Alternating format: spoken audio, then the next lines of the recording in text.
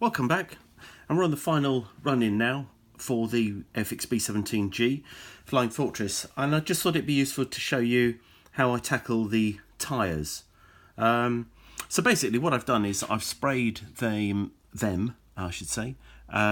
Tamiya rubber black, and this is a cracking colour, XF85 rubber black. So just sprayed that all over the tyre, left that for an hour or two, and then we're ready to start doing a little bit of weathering on it.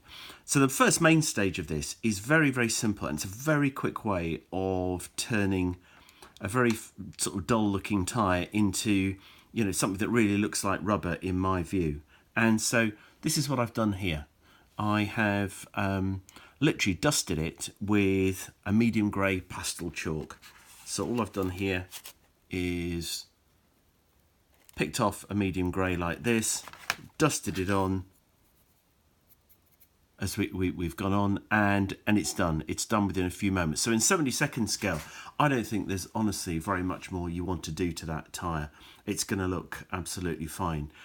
So we'll need to press the hubs into place, then attach the legs, and then attach the wheels to the legs and leave it all to set and dry. And once it has dried, then I'll probably come back and just touch up a little bit of the dusting, because you'll probably get a little bit off in the handling process for that. So if I just put the two together, I don't know whether you can sort of see those well enough. You know, the one on your left there is, of course, untreated. The one on the right is just dusted, and it just looks to me like worn rubber, which I'm exactly what I'm after.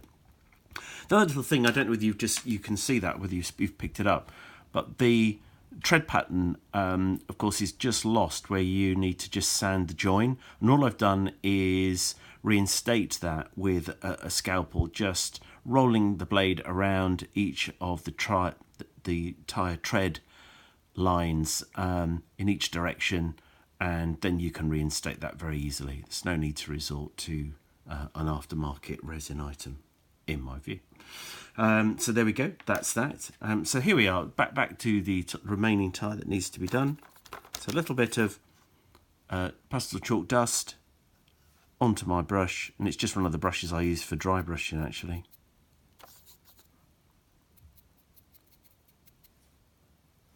And all you do is just work it around the surface.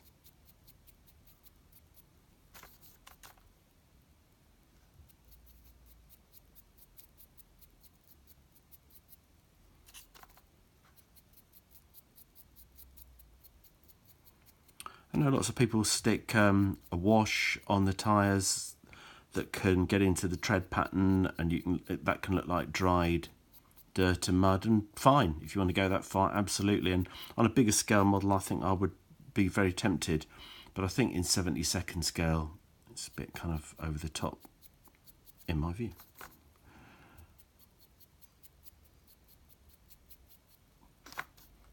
So you can see the whole process is very quick.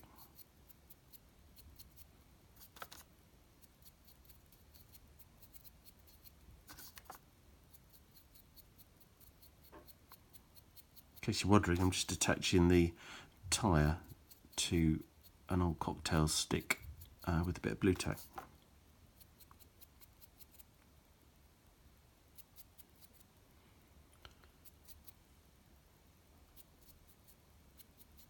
And that's pretty much there, really, I think. So there we go, that's the second main tyre done. So I'll just do the tail wheel.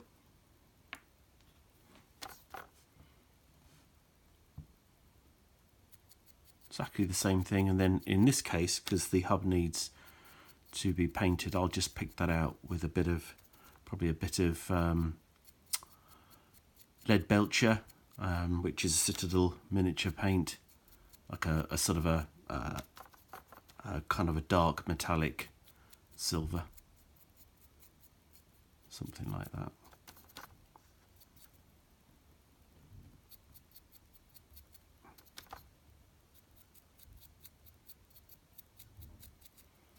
There we go. So I just need to pick out the hub, and then that's the tail wheel done as well. Okay, so there we are. Small, simple little trick. And just in case you were wondering, I'm using some grey pastels, which are They're by a company called Inscribe. I picked these up at the Hobbycraft stores in the UK. I don't know whether you've got those where you are. Pretty much any art supply shop will sell these.